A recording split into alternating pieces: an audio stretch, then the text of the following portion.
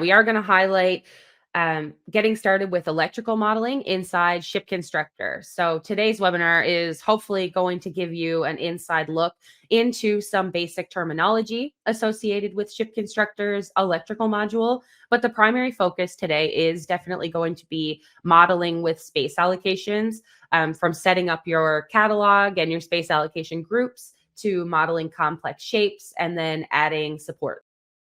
So ShipConstructor's electrical solution can help streamline your design processes in a number of ways. Starting with, first, you can use 3D space allocations to quickly reserve routing spaces for wireways and cables directly inside your model. So it's super fast, intuitive, and it's a great way to plan things out early. Then you can also model individual cable supports in 3D. So there are some flexible options for how they're configured. This helps you catch any interferences early and automatically generates accurate BOM information and reports to support any planning and procurement. And finally, the software lets you create detailed assembly drawings that include your cable supports. This means you can get supports installed earlier in your build processes and help everything run more smoothly on the shop floor. So today I'm going to show you how incorporating these solutions into your design practices can help mitigate any electrical challenges you may be facing. So first, I'm going to take a bit of time to introduce ShipConstructor's electrical solution. It consists of a high-level explanation of some of the things you'll need to understand in order to fully leverage our electrical capabilities. Then I'm going to walk you through our full electrical workflow overview, which is broken into 3 categories: set up and manage, model and verify, and production and output. Another topic that I'm going to touch on is ShipConstructor and CMPIC.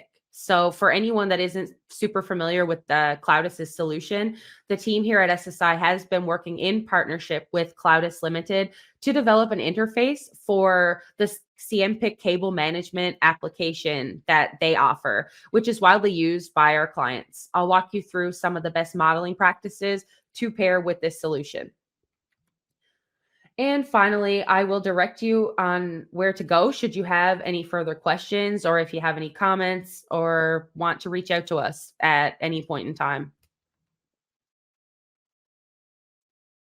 So before we dive into modeling with space allocations, here's a quick overview of ShipConstructor Electrical and its core components. The electrical module focuses on how equipment is connected using cables, creating both a logical and a physical network. It's built around 2 main concepts: wireways and cables. So wireway represents the physical infrastructure, so all of the trays and supports, like what you see here in the image, that define where cables can run throughout your vessel. Whereas cable is about the actual electrical connections, so connected to what and how. And this is all handled inside the project item list, or PIL, within ShipConstructor. So yeah, Wireway manages the modeling and the space reservation of your routing paths, whereas cables handles all of the grouping, stock definitions, and the path of power delivery to each individual piece of equipment. So together they ensure that your electrical design is accurate and aligned with the ship's physical constraints. Then, of course, when you're getting started, you would create a wireway drawing. So that works similarly to what I kind of showed. I'm here in unit. So you'd come back to SSI, choose your unit. So unit 2, electrical, highlight wireway, and just click new wireway. And then you can create your own templates and name your drawing as you choose. And then you're good to begin modeling. So I already have this drawing open because there are a few things I'm going to showcase here today inside this model. So one of our latest space allocation features involves smart elbows. So the ability for the software to create an elbow shape based on the different profile end types. Actually, I should probably talk about that first. One of our biggest new features is the ability for different profile end types. So you can kind of see them here. I know before, when I used to model with space allocations in industry, we had just rectangles. So now there's the ability to create different shapes like round, rounded rectangle, rounded oval, and of course, just the original rectangle. So there are two different ways to manipulate these. You may already have a space allocation, and here within N dimensions over in the properties panel, you can manipulate this. So I can change this to anything. So you can just kind of see how it's just changing. So that's one way to do it. Then there's also the ability to, under the electrical space allocation. So when you're placing a new space allocation, if you notice down here in the menu bar, profile shape comes up. So you can actually click that or type in the letter, and you can manipulate it this way as well. So right now I have a circle. If I, again, profile shape, and I type R for rectangle, it'll automatically change.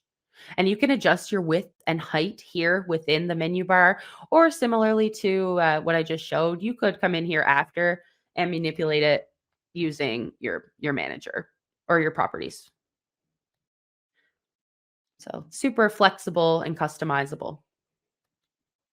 So with that in mind, we do have a feature now. So for anyone who's used to piping or HVAC, the intersection mode for creating elbows. So space allocations work similarly. If you type T, it's in intersection mode, and you click the different endpoints. So I'll select this endpoint, and then I'll select this endpoint, and it'll just automatically create an elbow shape that works with that. So the same here to the other side. So I'll make sure it's in intersection mode. I'll click this one. Oh, I lost it. Went outside. Here we go. And we'll come over here. And there we go. There's our elbow right there. And you notice that the connection kind of creates here. So this is a good alternative to using T's. I know that the T's have traditionally not been super easy to work with. So this still, if you picture this as a single line, this is still maintaining your logical network that you're hoping to create. So now I can just take this, I can just join everything up. I can use the connect button, or I can just drag and drop. So you have options. Just join everything up here.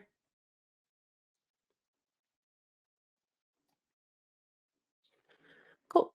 Then there's this guy right here. So I want to create a transition that brings me from this point to this point. So adding the third connection to my T, so to speak.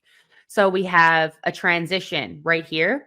And if you use one of the new modes that we have, auto fit, you can see it right here, or you can type A, it will automatically create a transition that takes into account the two different profile ends as well as the distance between the two ends. So I'll select auto fit. I'll click the endpoint here, and I'm prompted ambiguous selection, select first space allocation to fit to. And that's because there are 3 different space allocations at this endpoint. So I'll select this one, and then I'll select the other endpoint, and it just creates a transition there. So it just gives you a more realistic option when it comes to how your cables are going to route. I know before it was a little bit challenging with all of the square shapes, whereas now we have a lot of flexibility with the shapes that you can create to actually represent your cable routes.